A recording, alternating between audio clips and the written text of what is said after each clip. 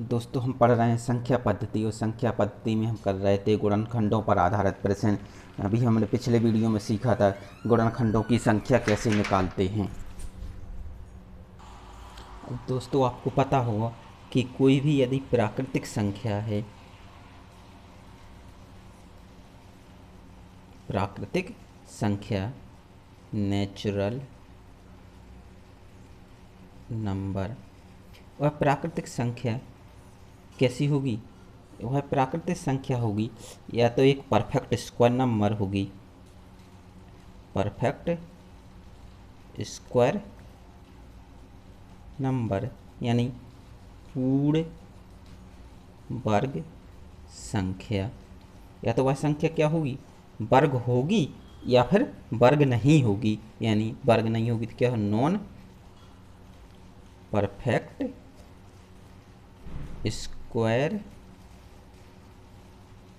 Number यानी अपूर्ण वर्ग संख्या।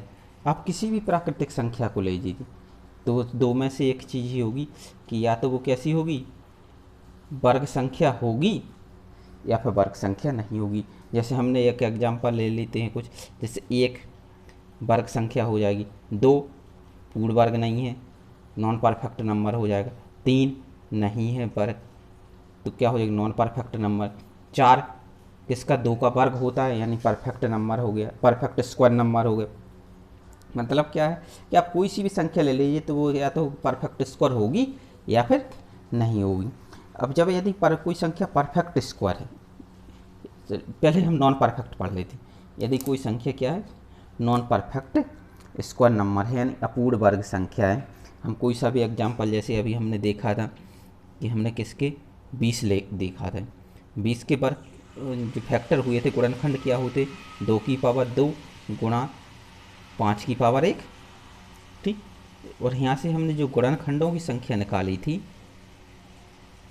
गुणनखंडों की संख्या नंबर ऑफ फैक्टर्स क्या होते? 2 के 1 बढ़ा दिया 3 गुणा 5 की घात 1 था तो 2 हो गया यानी 6।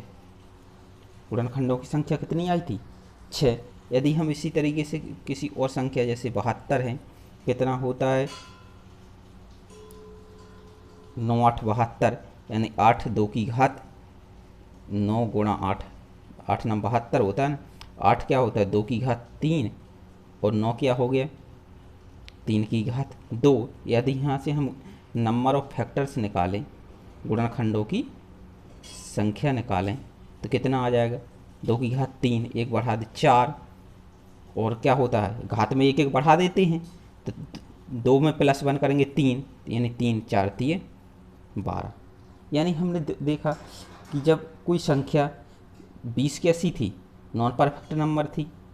72 भी कैसी थी? नॉन परफेक्ट नंबर थी। तो इनके गुणनखंड क्या आ रहे थे? 6 और 12 यानी कैसे आ रहे थे? सम आ रहे थे। तो यहाँ से एक फैक्ट निकल के आता है।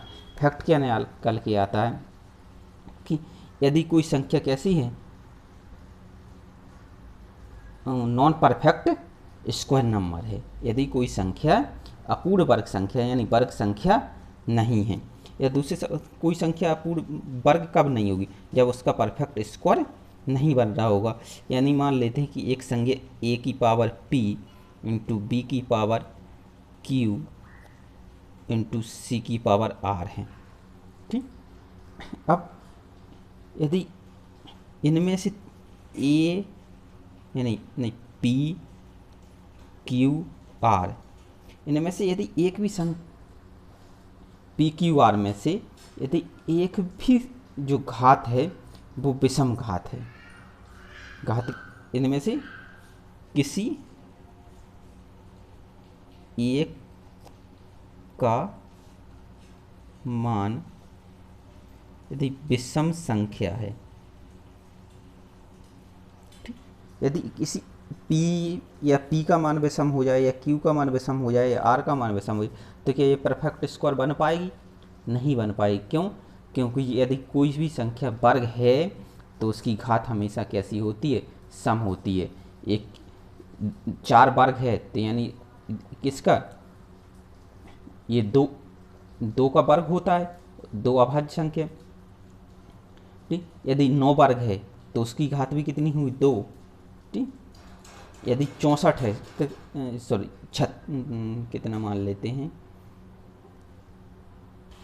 जैसे 16 है, 16 भी क्या है, एक वर्ग संख्या है। किसका वर्ग है, ये हमारा 4 का वर्ग होता है। लेकिन 4 क्या है, अभाज्य संख्या है नहीं। यदि इसको हम परफेक्ट अभाज्य संख्या की घात के रूप में व्यक्त करेंगे तो कितनी हो जाएगी, 2 की घात 2 और 2 ये हो जाए 4।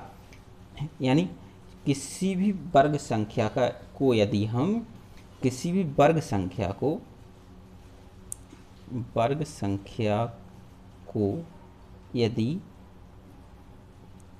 अभाज्य गुणनखंड की घात के रूप में लिखते हैं तो घात हमेशा सम संख्या होगी। ठीक, क्या हो गया, घात हमेशा कैसी होगी, सम संख्या होगी। कब, जब वर्ग संख्या है। ठीक, वर्ग संख्या को हम उसके गुणनखंड अभाज्य गुणनखंड की घात के रूप में लिखते हैं तो घात हमेशा सम संख्या होगी।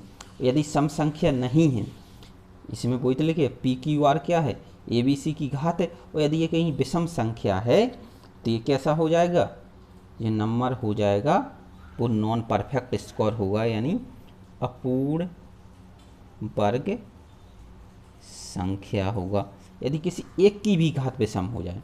ठीक, और जब अपूर्ण वर्ग संख्या है तो अपूर्ण वर्ग संख्या के जो नंबर ऑफ फैक्टर्स निकालते हैं वो हमेशा क्या निकालते हैं, अपूर्ण वर्ग संख्या की जो गुणनखंडों की संख्या होती है वो हमेशा सम होती है। ठीक, यानी नॉन परफेक्ट स्क्वायर नंबर के जो गुणनखंडों की संख्या हमेशा कैसी होगी, सम होगी। ठीक, एक चीज ध्यान रखना क्या हो जाएगी कि अपूर्ण वर्ग संख्या है, नॉन परफेक्ट स्क्वायर नंबर है, उसके गुणनखंडों की संख्या हमेशा सम होगी। इसी तरीके से यदि हम निकालें कि जो परफेक्ट स्क्वायर नंबर है, ठीक, पूर्ण वर्ग संख्या है, उसके गुणनखंडों की संख्या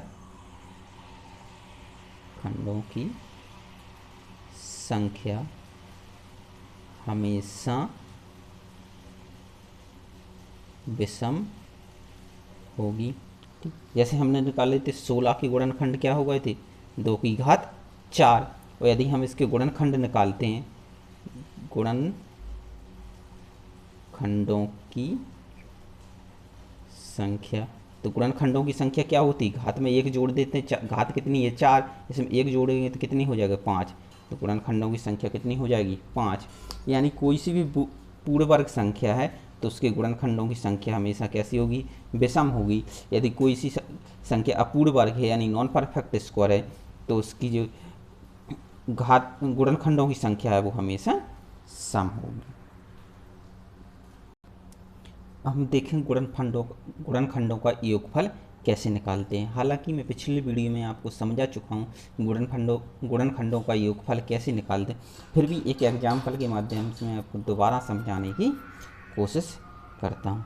एक एग्जाम्पल लेते हैं कि मान लीजिए कि 90 एक संख्या है, 90 एक संख्या है, तो 90 के गुणनखंड क्या होते हैं, 90 क्या होता है 30 गुणा 9, और 30 क्या होता है, 30 हो जाएगा आपका 5 गुणा 6 गुणा 9, यानी इसके गुणनखंड निकालें तो 5 की घात 1, और ये क्या हो जाएगा 6, तो 2 की घात 1 इंटू 3 की घात 1 इंटू 3 की घात 2।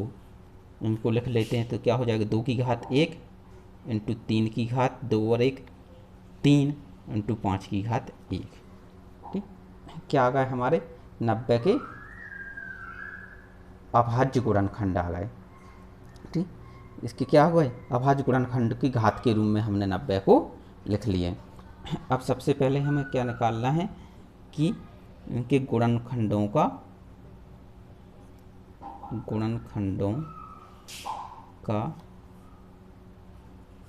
योगफल। ठीक, इसके 90 के गुणनखंडों का योगफल। तो यदि देखिए तो क्या हो जाएगा, 2 की घात 1 का मतलब क्या हो कि इसके कितने गुणनखंड होंगे, एक तो 2 की घात 0 होगा, एक 2 की घात 1 होगा। ठीक, दूसरा यदि 3 की बात करें तो इसके कितने गुणनखंड हो सकते, इसको 3 की घात 0 के रूप में लिख सकते हैं, 3 की घात 1, 3 की घात 2, 3 की घात 3 के रूप में लिख सकते हैं। इस तरह की 5 की घात 1 है यदि, तो इसको किस रूप में लिख सकते हैं, ये हो जाएगा 5 की घात 0 और 5 की घात 1।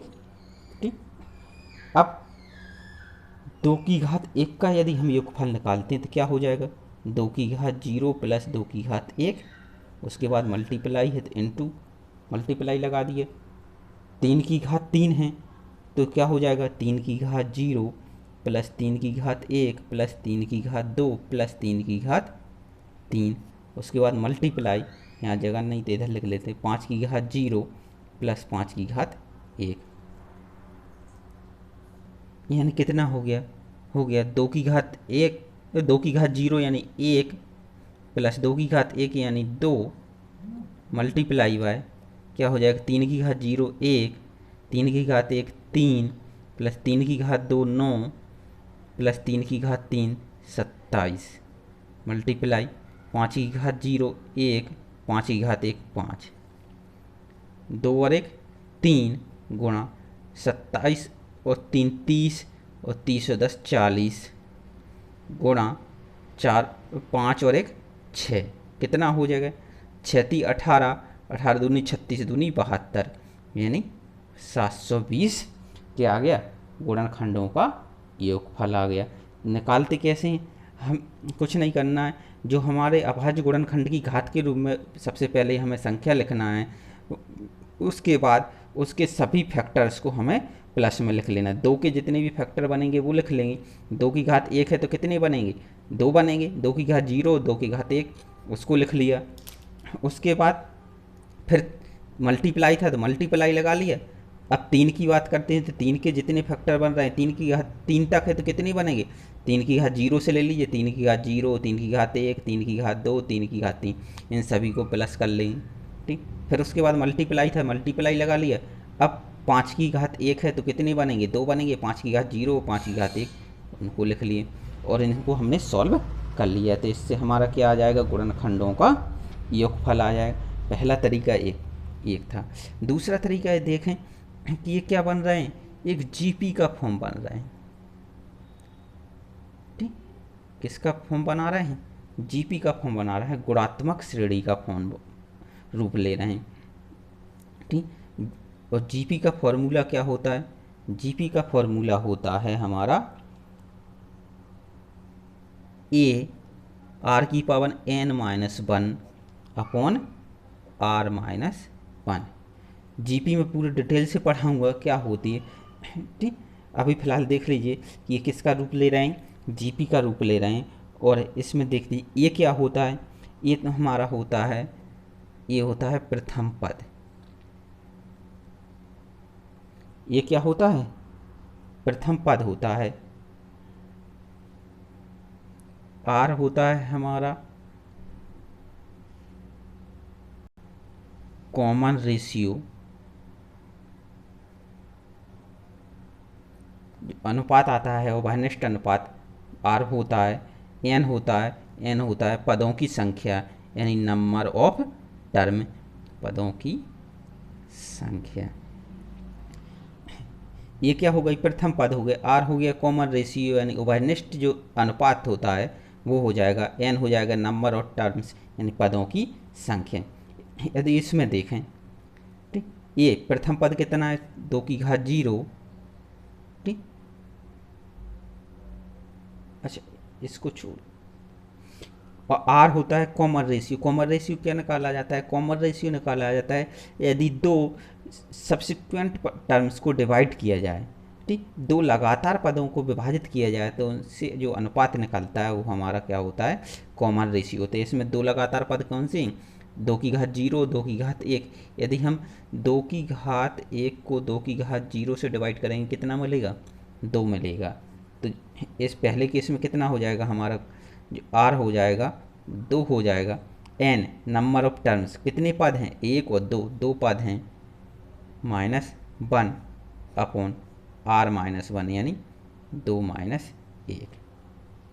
ठीक, ये पहला टर्म कंप्लीट। इनटू दूसरे पे पहुंचते हैं। इसमें प्रथम पद कितना है, 3 की घात 0 ब्रैकेट r, कॉमन रेशियो इसमें कितना है, आप डिवाइड करके लिखिए।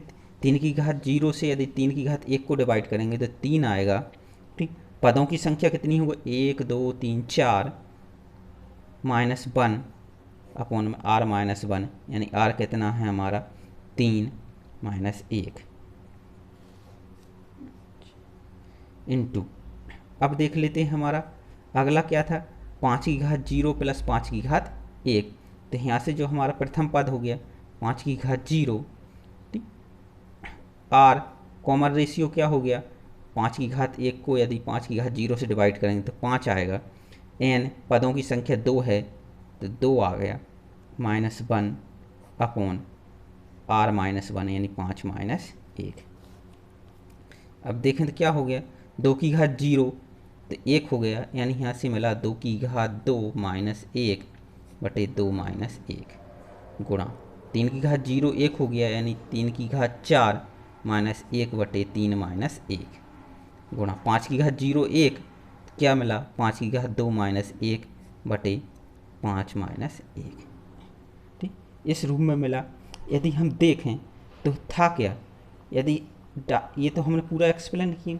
यदि हम डायरेक्ट देखें क्या था, इसमें आधार 2 था, 2 की घात 1 थी, हमने क्या किया, 2 की घात 2 यानी इसमें +1 हुआ +1। फिर क्या हुआ, पहला टर्म निकला 30, और नीचे क्या हुआ, जो आधार था 2 था, 2 में से 1 माइनस हुआ।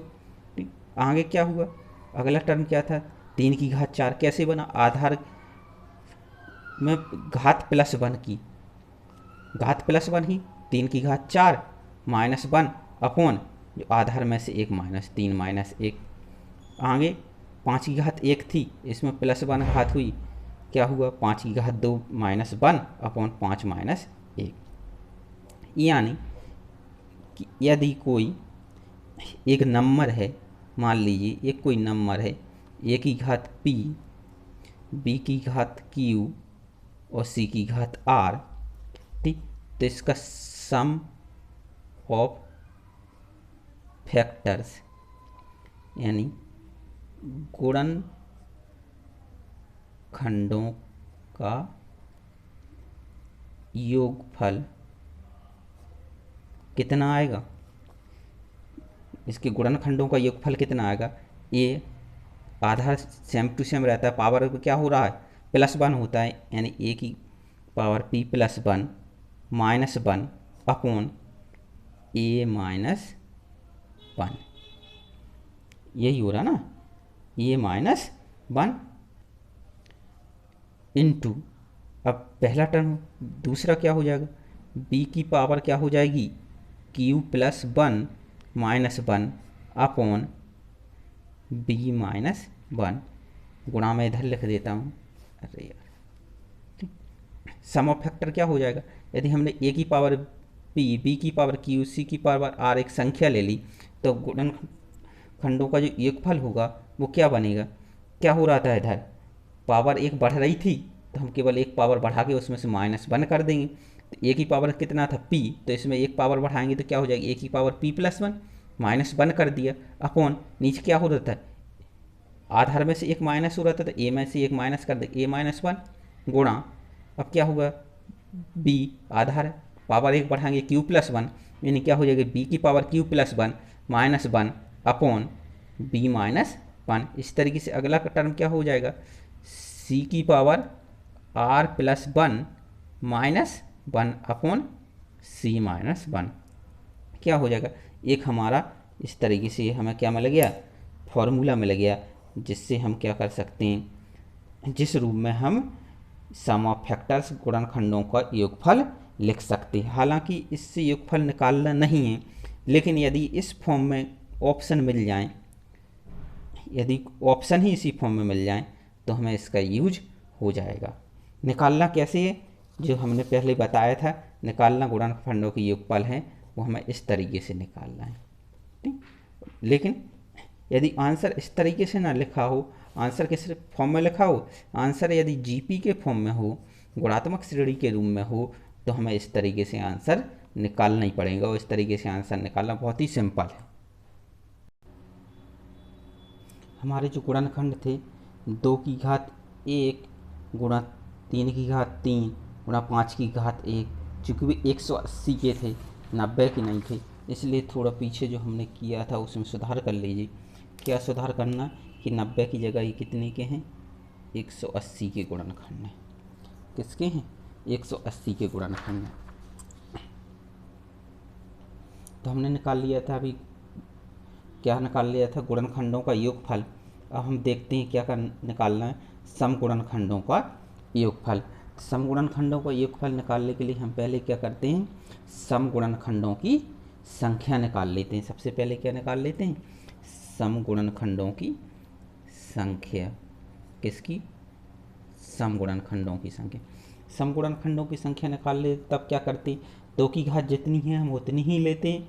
ठीक, ये सम संख्या की घात जितनी है उतनी ले। 2 की घात कितनी है, 1 है तो 1 लेंगे, इंटू या मल्टीप्लाई क्या हो जाएगा, उसके बाद जो भी विषम संख्या है उनकी घात 1 बढ़ाकर मल्टीप्लाई करते हैं।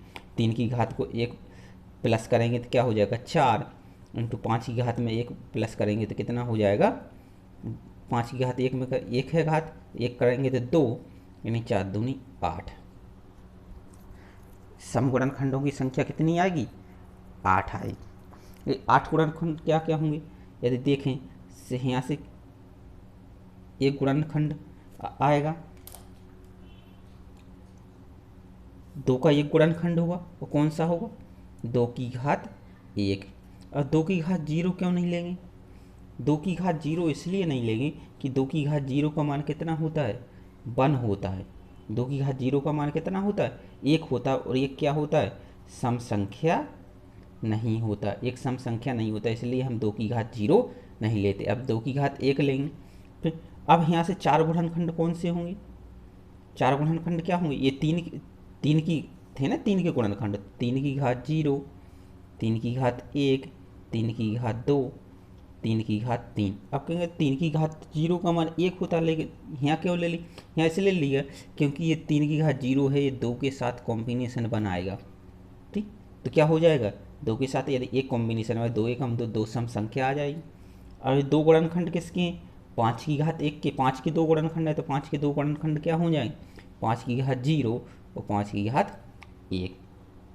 ठीक, तो जो हमारे गुणनखंडों का योगफल हो जाएगा वो क्या हो जाएगा, 2 की घात 1 इंटू, उसके बाद फिर 3 की घात 0 प्लस 3 की घात 1 प्लस 3 की घात 2 प्लस 3 की घात 3 मल्टीप्लाई बाय, नीचे लिख लेते हैं 5 की घात 0 प्लस 5 की घात 1 हो गया। 2 की घात 1 2 गुणा 3 की घात 0 1, 3 की घात 1 3, 3 की घात 2 9, 3 की घात 3 27 गुणा 5 की घात 0 1 प्लस 5 की घात 1 5, क्या हो जाएगा, 2 गुणा 27 और 9 36, 36 और 3 39 और 1 40 गुणा 5 और 1 6, कितना आ जाएगा, 2 गुणा 40 80, 80 गुणा 6 कितना होता, 8 6 48 यानी 480।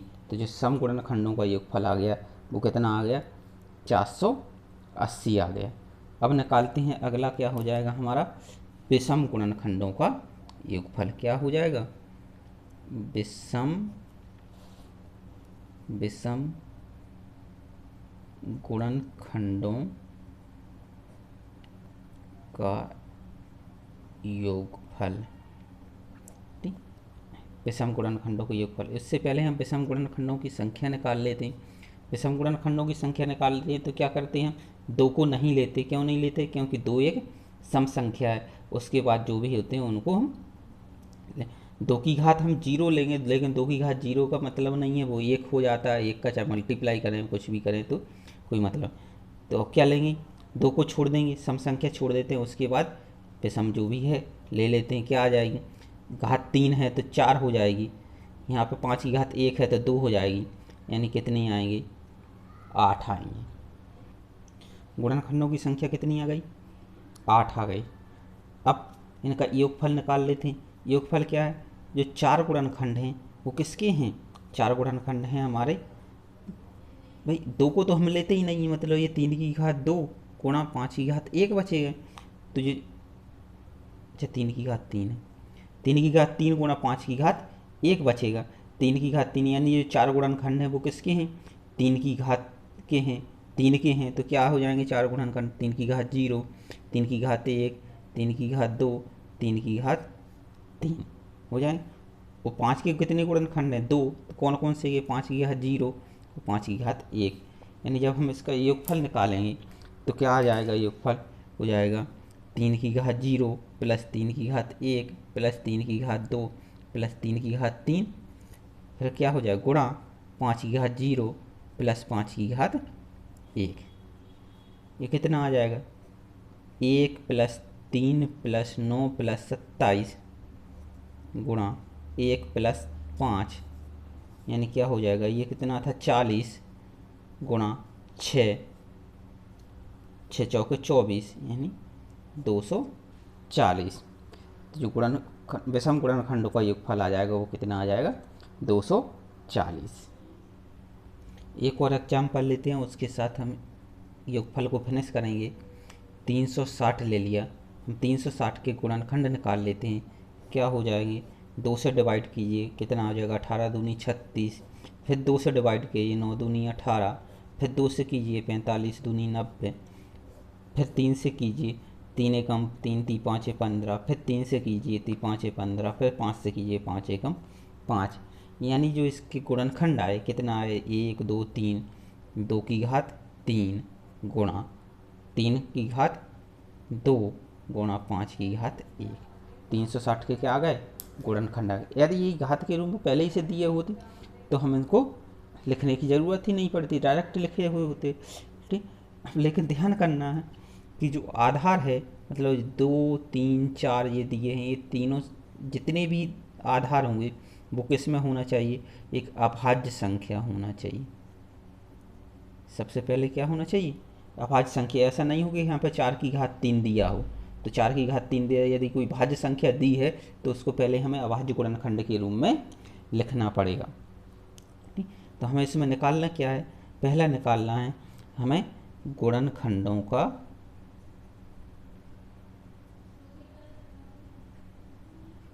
योगफल। ठीक, गुणनखंडों का योगफल तो हम डायरेक्ट निकालेंगे। इसमें यहाँ पर कितने ही गुणनखंड हैं, 2 के 4 गुणनखंड होते हैं, क्योंकि गुणनखंड एक क्या होता है, ज़्यादा होता है। तो क्या हो जाए, 2 की घात 0 प्लस 2 की घात 1 प्लस 2 की घात 2 प्लस 2 की घात 3। या नहीं आ रहा समझ में 4 कैसे हो, तो हम क्या करेंगे, 2 की घात 0 से लेके 2 की घात जितनी है, क्या कितनी है यहाँ पर 3 है, तो 3 तक उसके गुणनखंड लिख लेंगे गुणा। फिर 3 की घात 0 है से लेके कहाँ तक लिखेंगे, 3 की घात 2 तक लिखेंगे। क्या हो जाएगा, 3 की घात 0 प्लस 3 की घात 1 प्लस 3 की घात 2। 5 की घात 1 है तो 2 ही गुणनखंड हुए, 5 की घात 0 और 5 की घात 1।